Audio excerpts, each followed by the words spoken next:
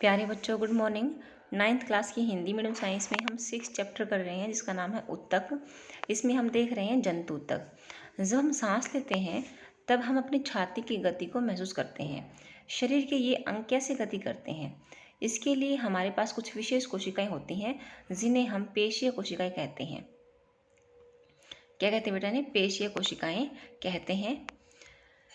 इन कोशिकाओं का फैलना और सिकुड़ना अंगों को गति प्रदान करता है। सांस लेते समय हम ऑक्सीजन लेते हैं। यह ऑक्सीजन कहाँ जाती है? यह फेफड़ों के द्वारा अवशोषित की जाती है तथा रक्त के साथ शरीर की सभी कोशिकाओं तक पहुँच जाती है। कोशिकाओं को ऑक्सीजन की आवश्यकता क्यों होती है? माइटोकॉन्ड्रिया का कार्य इस प्रश्न के लिए एक हल देता है। इसके बारे में पहले पढ़ चुके हैं कि जो माइटोकॉन्ड्रिया बेटा वो ऑक्सीजन की सहायता से ग्लूकोज से ऊर्जा निकालता है। रक्त अपने साथ विभिन्न प्रकार के पदार्थों को एक स्थान से दूसरे स्थान तक लेकर जाता है। उदाहरण के लिए भोजन और ऑक्सीजन को सभी कोशिकाओं तक पहुंचाता है। यह शरीर के सभी भागों से अपशिष्ट यानी कि जो बाहर निकालना है पदार्थों को एकत्र कर यकृत और वृक्क तक उत्सर्जन के लिए पहुंचाता है। रक्त और पेशियां दोनों ही हमारे शरीर में पाए जाने वाले उत्तकों के उदाहरण हैं। रक्त और पेशियां दोनों ही हमारे शरीर में पाए जाने वाले उत्तकों के उदाहरण हैं। उनके कार्य के आधार पर हम विभिन्न प्रकार के जंतु उत्तकों के बारे में विचार कर सकते हैं, जैसे कि एपिथेलियमी उत्तक, संयोजी उत्तक, पेशीय उत्तक, तंत्रिका उत्तक। रक्त क्या है बेटा? एक संयोजी उत्तक है जो और शरीर को जोड़ने का काम करता है, तथा पेशी जो है, जो मांसपेशियां हैं वो पेशी उत्तक है। आगे देखें हम पहले एपिथेलियमी उत्तक क्या होता है। जंतु के शरीर को ढकने या बाहर से रक्षा प्रदान करने वाले उत्तक एपिथेलियमी उत्तक हैं। हमारे स्किन है जो बाहर वाली एपिथेलियम शरीर के अंदर स्थित बहुत से अंगों और गुहिकाओं को ढकते हैं। ये भिन्न भिन्न प्रकार के शारीरिक तंत्रों को एक दूसरे से अलग करते हैं। जैसे मान लीजिए बेटा, हमारा जो आमाशय है वो हमारे हृदय से कैसे अलग है? उन दोनों के बीच में कौन सी किस चीज़ की दीवारें बनी हुई है? वो एपिथेलियमी उत्तक की दीवारें बनी हुई हैं। तो अंगों को ढकते हैं और भिन्न भिन्न प्रकार के शारीरिक तंत्रों को एक दूसरे से अलग करने के लिए अवरोध का निर्माण करते हैं। त्वचा, मुंह, आहार नली, रक्तवाहिनियाँ, नली का अस्तर, फेफड़ों की कूपिका, वृक्कीय नली आदि एपिथेलियमी उत्तक से बने होते हैं।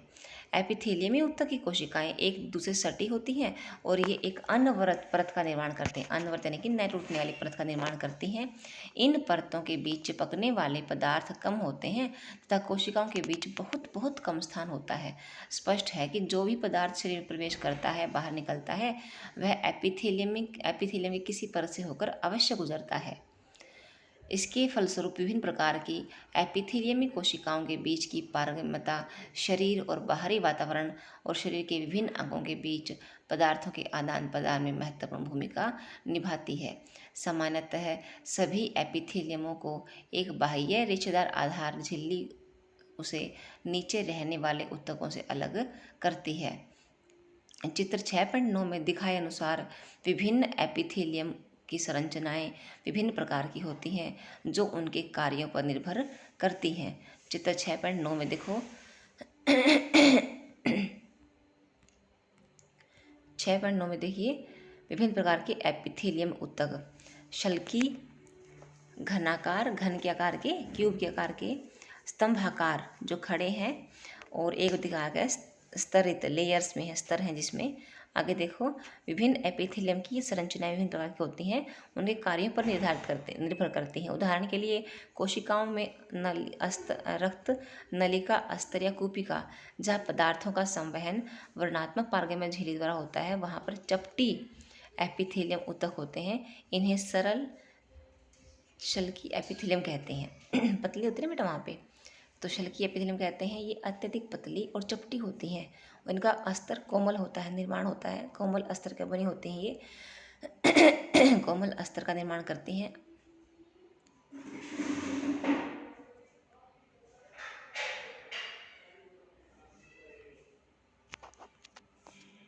कोमल अस्तर का निर्माण करती हैं।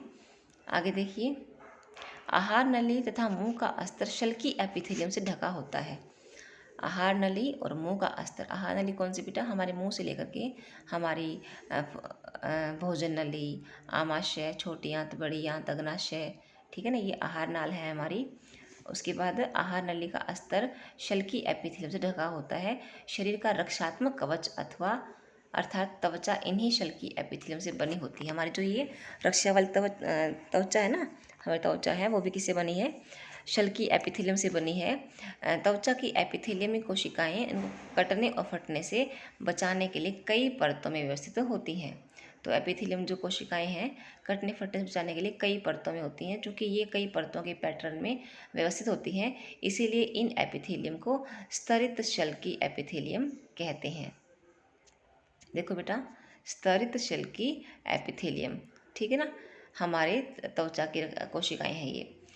जहाँ अवशोषण और स्राव होता है, जैसे आंत के भीतरी अस्तर में, वहाँ लंबी एपिथेलियमी कोशिकाएं मौजूद होती हैं। यह स्तंभाकार एपिथेलियमी अवरोध को पार करने में सहायता प्रदान करता है।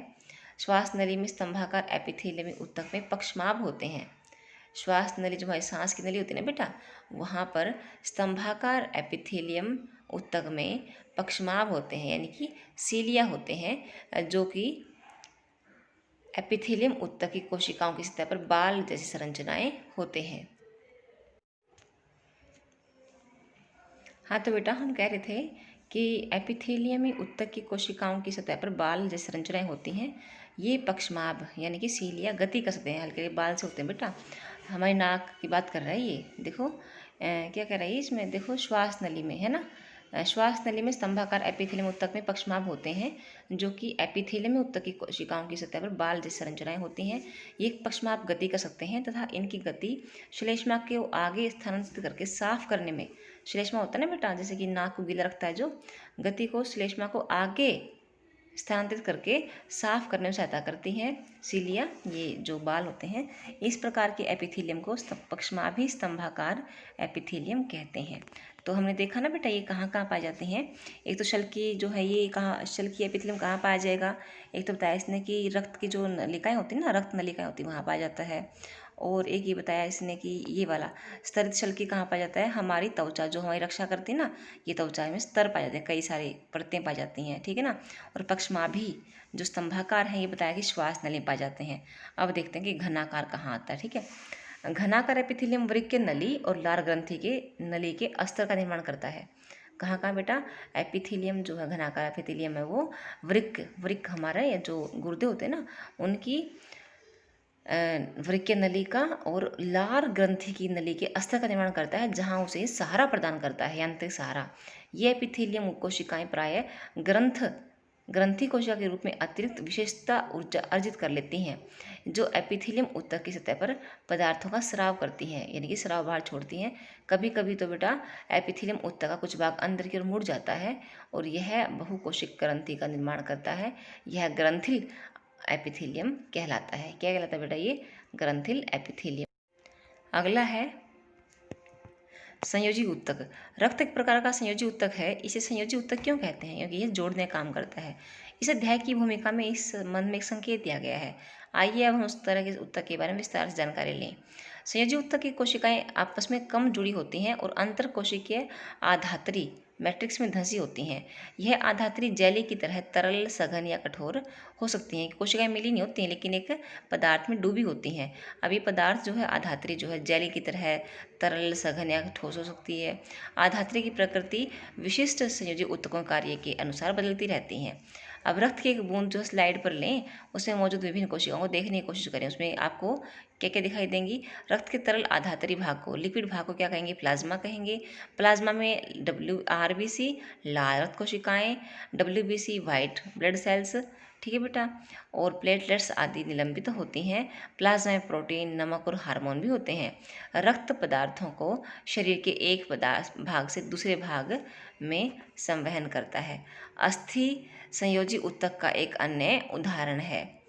अस्थि संयोजी ऊतक का एक अन्य उदाहरण है, लेकिन इसमें बेटा मैट्रिक्स जो होता है ना हमारा, जो आधात्री होती है, वो बहुत कठोर होती है और इसीलिए बेटा जो रक्त है, सॉरी जो हड्डियां हैं, हमारा कंकाल काफ़ी कठोर होता है। अस्थि संयोजी ऊतक का एक अन्य उदाहरण है। यह पंजर का निर्माण करता है। पंजर का निर्माण कर शरीर को आकार प्रदान करती है, ठीक है ना।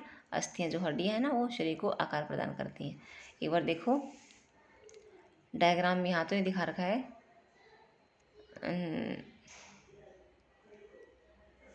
चलो फिर संयोजी ऊतकों के प्रकार ये अलग आ गया बेटा। उसके बाद हम देखते हैं यहाँ पे ना कोशिकाएं दिखा रही है, देखो ये ब्लड सेल दिखा रही है, देखो दिख रही है, न्यूट्रोफाइल, एओसिनोफिल, क्षारंजी, ठीक है, लिम्फोसाइट, मोनोसाइट, प्लेटलेट्स, ये क्या है, रक्त कोशिकाएं हैं। आगे देखो यह मांसपेशियों को सहारा देता है, ये कंकाल, हड्डियाँ और शरीर के मुख्य अंगों को सहारा देती है। यह ऊतक मजबूत और कठोर होता है। अस्थि कार्यों के लिए इन गुणों का उपयोग है बेटा। अस्थि कोशिकाएं कठोर आधात्री में धंसी होती हैं जो कैल्शियम और फास्फोरस से बनी होती है। आधात्री लिक्विड, उसका जो रक्त ब्लड में जो पार्ट लिक्विड है ना वो पार्ट उसमें क्या है, हार्ड है, कठोर है। दो अस्थियां आपस में जुड़ी एक दूसरे से एक अन्य संयोजी ऊतक से जुड़ी होती है जिसे स्नायु कहते हैं, अस्थि बंधान तंतु कहते हैं। यह ऊतक बहुत लचीला और मजबूत होता है। स्नायु में बहुत कम आधात्री होती है। एक अन्य प्रकार का संयोजी ऊतक है कंडरा जो अस्थियों से मांसपेशियों को जोड़ता है। हड्डी को हड्डी से जोड़ता है स्नायु और हड्डी को पेशी से जोड़ता है कंडरा जो अस्थियों से मांसपेशियों को जोड़ता है। कंडरा मजबूत और सीमित लचीलेपन वाला रेशेदार ऊतक होता है, यानी कि बहुत अधिक लचीला नहीं होता, ये कम ही लचीलापन होता है इसका स्नायु की तुलना में, ठीक है बेटा। उपास्थि एक अन्य प्रकार का संयोजी ऊतक होता है जिसमें कोशिकाओं के बीच पर्याप्त स्थान होता है।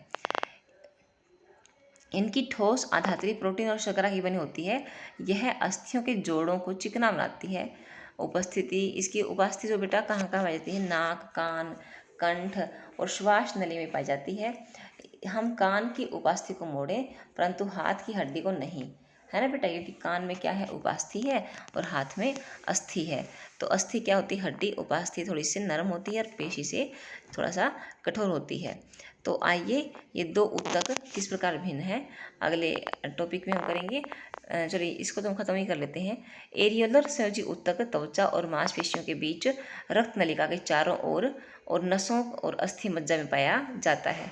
एरियोलर संयोजी ऊतक कहाँ पाया जाता है बेटा, मांसपेशियों के बीच रक्त नलिका के चारों ओर, ठीक है, और नसों और अस्थि मज्जा में पाया जाता है। यह अंगों के भीतर की खाली जगह को भरता है, आंतरिक अंगों को सहारा देता है और ऊतकों की मरम्मत में सहायता करता है। हमारे शरीर में वसा कहाँ होती है, वसा का संग्रह करने वाला ऊतक जो है वो वसामय ऊतक कहलाता है। त्वचा के नीचे जो है आंतरिक अंगों के बीच पाया जाता है और इस ऊतक की कोशिकाएं वसा की गोलिकाओं से भरी होती हैं। वसा संग्रहित करने में होने के कारण यह ऊष्मीय कुचालक का कार्य भी करता है। तो यहाँ तक हमने पढ़ लिया बेटा। उसके बाद देखो हम पेशी ऊतक कल पढ़ेंगे।